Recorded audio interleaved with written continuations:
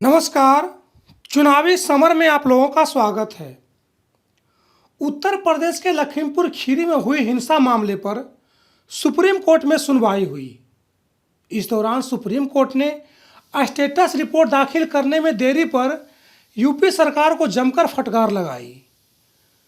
दरअसल लखीमपुर कांड में आरोपियों के प्रति योगी सरकार की कथित हमदर्दी सुप्रीम कोर्ट को रास नहीं आया और सीजेआई ने एक बार फिर योगी सरकार के खिलाफ भड़के हुए नजर आए।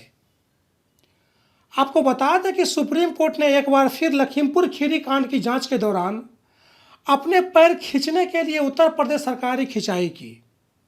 भारत के मुख्य न्यायाधीश एनवी रमना और न्यायमूर्ति सूर्यकांत सहित न्यायमूर्ति हिमा कोहली की खंडपीठ ने सुनवाई के दौरान कहा कि हमें लगता है कि आप अपने पैर खींच रहे हैं, कृपया उस धारणा को दूर करें।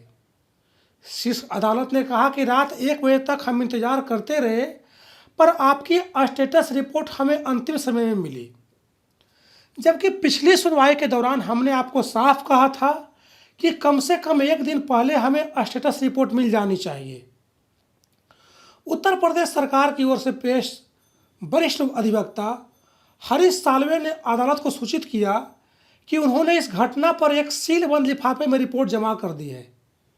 जवाब में सीजेआई रमना ने कहा कि नहीं, इसकी आवश्यकता नहीं थी और हमें यह अभी प्राप्त हुआ है। उन्होंने कहा कि हमने किसी भी फाइलिंग के लिए रात 1 बजे तक इंतजार किया, लेकिन हमें कुछ नहीं मिला।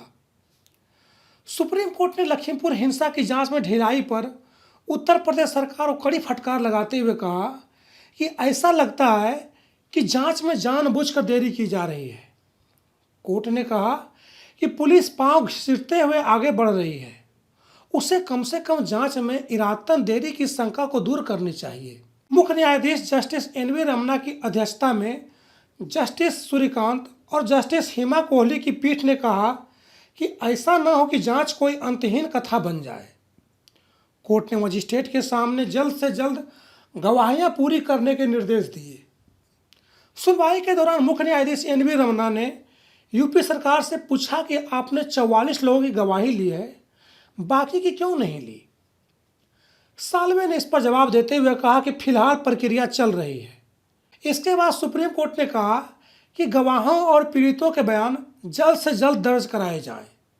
इसके साथ ही गवाहों की सुरक्षा का पूरा ध्यान रखा जाए।